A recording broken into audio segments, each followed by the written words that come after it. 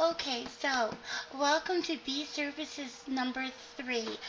Today we're going to take some of the ideas that we learned in the first two and we're going to apply them using our drawings as curves. We're also going to use BSurfaces with curves, the kind of curves that already come inside of our blender. So I need to add my plane again. So Shift plus A to add a mesh plane. I'm going to rotate it on X by 90, tab it into Edit, scale it down, and then just move it over to the side. Again, A to deselect everything. So what I'm going to do now is I'm going to add a curve. And you're going to notice that because I'm in edit mode, when I use Shift and A, I only get the mesh here. I don't get a curve. And that's because you cannot add curves into the edit mode. So you can add these things, but you can't add curves into them. And so what you have to do is you have to create a grease pencil for this mode here, for this piece of mesh. So we'll create a new layer.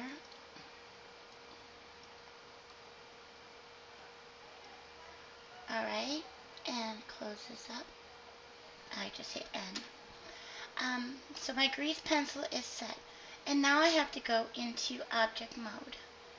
In object mode, I can now use Shift and A to add a curve circle. And if I cam this way, you can see it better. Tabbing into edit mode. If you're wondering why mine is purple, it's because normally by default it's black, but you can't see the black on my background. So I've changed the color of this. Back into front view mode, all I'm going to do is use Shift plus D and hit my Z key so I can duplicate this on the Z axis. I'll hit S and scale it down a little bit. Shift D on the Z and scale it again.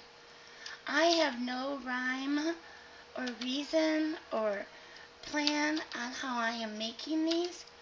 I am just making these randomly, and you have to forgive me because I ended up creating an extra one when I didn't mean to. Okay, so back into front view. Oh, and I only got the one vertex selected that time. Okay, so let me just select all of these. Alright, that's better. Shift D and on the Z, and I can scale it up again. Shift D on the Z and scale it down. And as you can see, I really don't know what I'm making. It's just a random shape, and that's really about all it is. So when I get done with that, you'll notice that they're all circles, of course.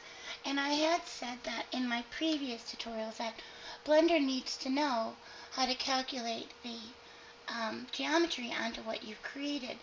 And it knows that based on your first and your last points, your starting and end points.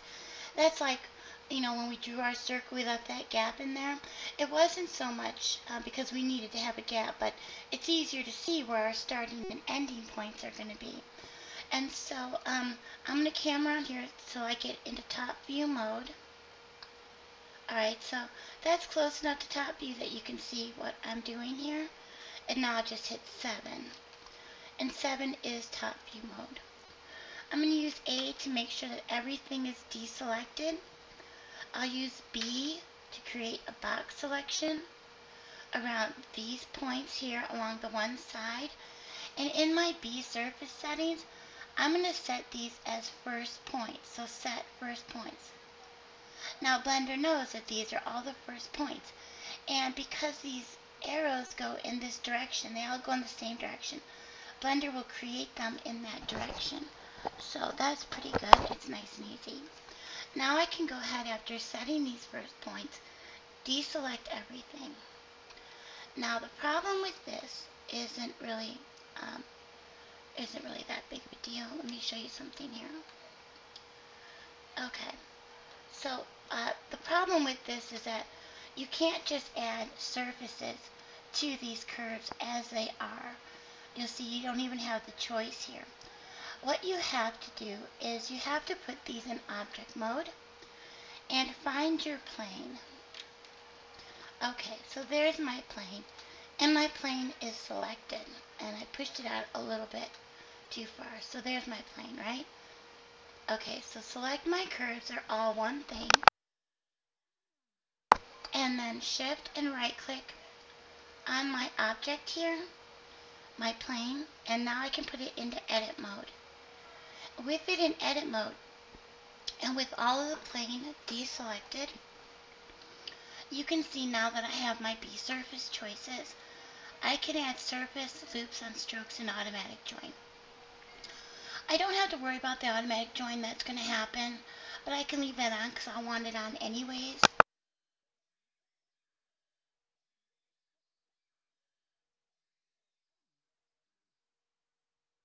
Sorry about that. What I mean is I want them joined anyhow. I got a tickle in my throat. Okay, so loops on strokes, so I'm going to turn off, and that's going to give me 10 going from one to the next, and it's going to make it easier for me to have something nice and even going across all of this rather than, you know, so many between each one of the shapes here. So let me go ahead and put on my add surface, and you can see that Blender added the actual geometry for us based on our circles that we already made.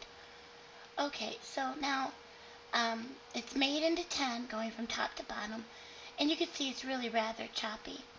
We can add to our follow, and that will smooth out a little bit, and you'll see it stays adhered as much as it can to the shape that we made with our edge loops that we created. We can also change these if we're not stuck with this, but we would need to change the placement of these after we finish making our geometry, because once this panel goes away and is replaced with the one that we're going to be using next, we can't get this back. And I can also add a little bit of cross to it to help give that a smoother effect or a more round effect. Okay, so something like that. Now what I can do is I can come in here and maybe, you know, just kind of change the shape of this a little bit. Maybe that's a little bit too exaggerated for what I want, so just Alt and right click on them. And something else that you can do when you're making this is you can look at this and think, well, if this edge loop weren't here, it really wouldn't make that much difference in the design of what I've got going. So if I wanted to, I could hit delete and then choose edge loops and get rid of that edge loop. And you'll see that it really hasn't changed the shape of what I've made at all. So that's another way, you know, once you make your geometry, you can adjust it and get less in there. But yeah, so there we go. We have some kind of a base, and you can do all kinds of different things to it. You could have even shaped the top edge loop to look kind of like a picture spout or something, and that might have been kind of cool to have. Okay, so back into deselecting everything in front view mode. So now this is where the drawing part comes in, and actually what I'd like to do is I'd like to scale this up on the let me deselect over here. I'd like to scale this up on the Z axis a little bit. It's too squat for me. So SZ to scale it up. And there we go. I know it's just a demonstration. I should just stop already. Nothing wrong with just playing around a little bit and tweaking the shape. Okay, so there now we really have a boring base. What we can do though is we can add handles to this. And so that's kind of fun to do. I'm going to go ahead and just hold down my D key. Well, first, let me say that this cursor is centered. So Shift and C will show you that it's centered in the grid perfectly on the X and the Y. So when I go into front view mode and I draw my handle, it's going to be exactly midpoint from front to back with the geometry here. So D, and then I can just draw a handle if I want. And the nice thing about this is not my final drawing. I can do any number of things with this after I've drawn it. If I draw it perfectly, I can keep it like that, but maybe this isn't exactly what I wanted, but it's good enough for now. So I have this. I'm going to go ahead and go into my panel over here, and do you see that it says Edit Stroke? Well, I can click on that and watch what happens. My stroke actually turns into a curve. And each and every one of these little points, when I grab them and let's say move them on the G or the X axis only, do you see it acts like a curve?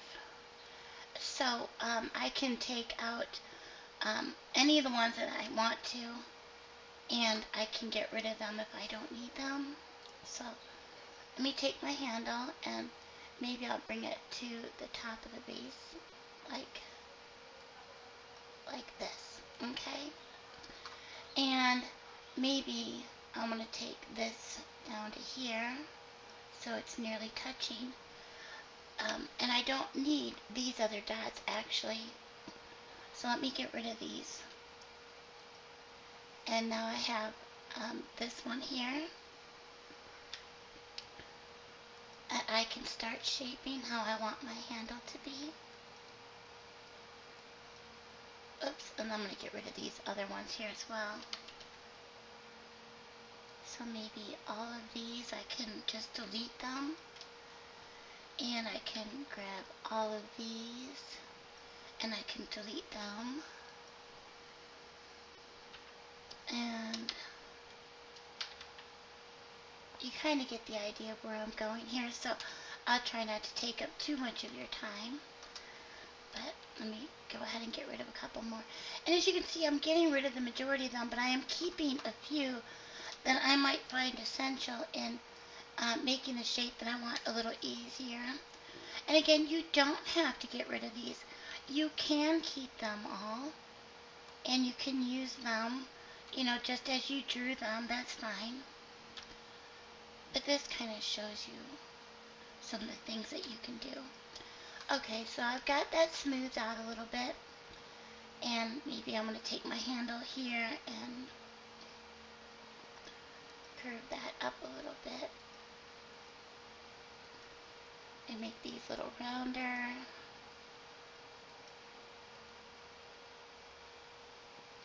So maybe I want that to be my handle instead of what I drew, and that's a little bit nicer. So then I'm going to select it all, and I'm going to go into left view. So Control 3, and again you can see that it is right down the center. I need to have two of these handles for what I'm doing here. Another thing that you could do is in this window, and I'll show you that in a minute. But I'm going to use select all of this and Shift and D, and I'm going to use Y to move it on the Y axis. And now I have two of them that are exactly alike. And let me just take them both and move them back so they're centered again. And there we go. You could also use the mirror modifier for that if you wanted to, but that's a little bit different. Okay, so after you get these all done, this acts a lot exactly the way these curves did.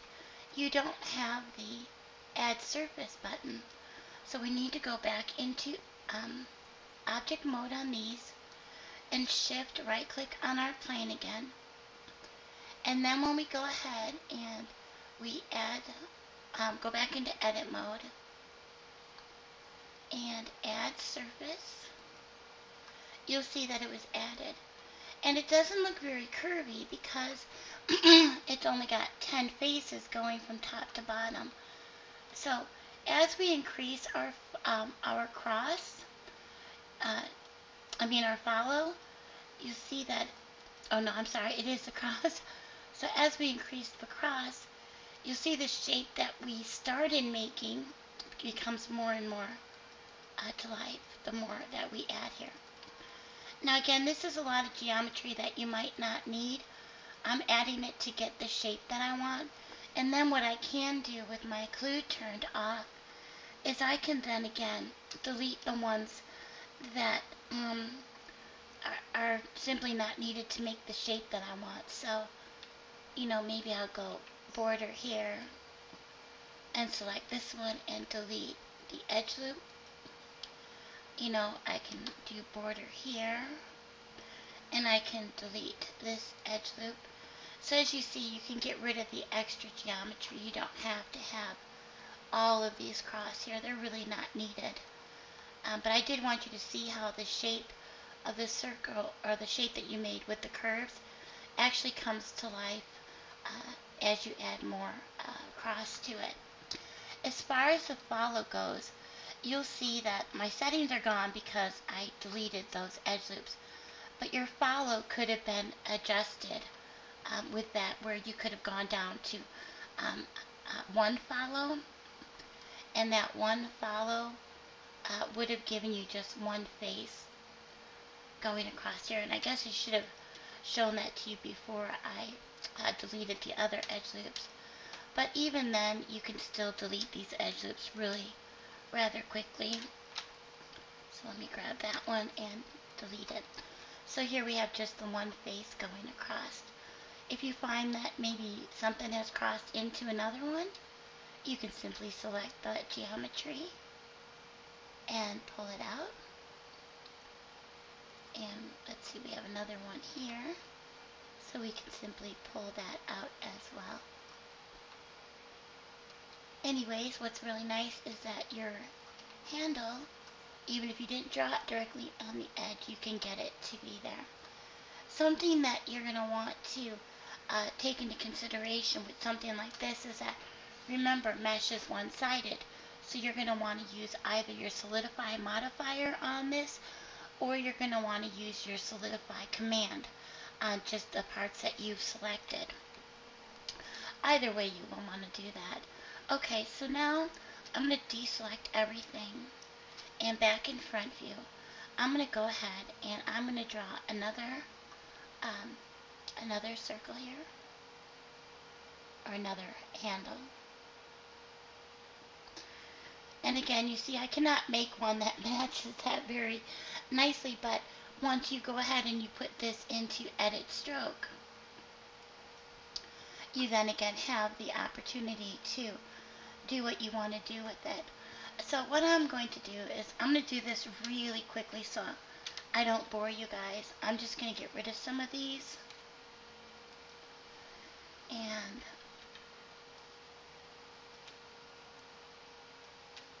I'll just show you a little part of this.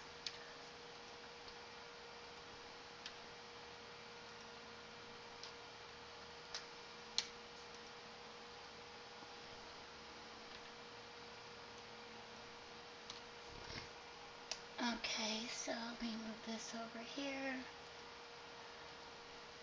We'll delete that, and delete that, and delete that.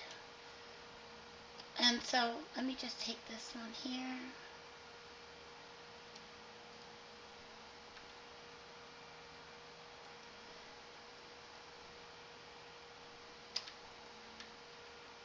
Let me delete these ones down here. Okay, so now if we have this, you can come into your curves and choose full. Actually, let's go ahead and select all of that curve right there.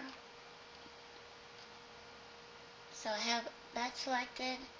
It's on full, and I can add a little bit of depth to it, making it thicker, and I can add a little resolution to it to make it a little rounder if I want to. I can even go ahead and tap in a little bit of extrude. Okay, so with that done, I actually have a tube handle if I want one on here, also created just by making it with the BSurface. And what's nice about this is I can still grab these points and I can move them around and I can shape things. At this point, I can even take this, hit E for extrude, and I can come in here and I can extrude out points if I wanted to. You can even tuck the end of it in there a little bit if you wanted. Bring this down to sit on the edge. Anything that you want is really quick and easy. So, anyways, I'm not going to go into using the solidify modifier or the command. I think that most of you probably know that already. If not, I might put a little tutorial out about that as well. But yeah, so this is BSurfaces, and the nice thing is when you go into, oh, one more thing, let me say this. Right now, this is still a curve. You have to change this into actual geometry. So with it in edit mode, use Alt and C, and it says that you can convert to mesh from a curve. So click on that, and this is now actual mesh. It's no longer a curve. And again, you can get rid of the extra edge loops if there's way too many for your liking, and of course there's way too many here on this one. In object mode, you can select these and you can use Control J to join them, and now you have one object. The only thing that you're going to want to remember to do is, before you export anything, of course, is get rid of that little plane. So edit mode, border select this, and delete vertices, and there you go, you're all set. Nothing wrong with a little smooth shading there to finish that off. Alright, have fun with that. Oh, please make sure that you subscribe and share the video, share the channel with people, and make comments or tell me what you guys want to hear next. Bye.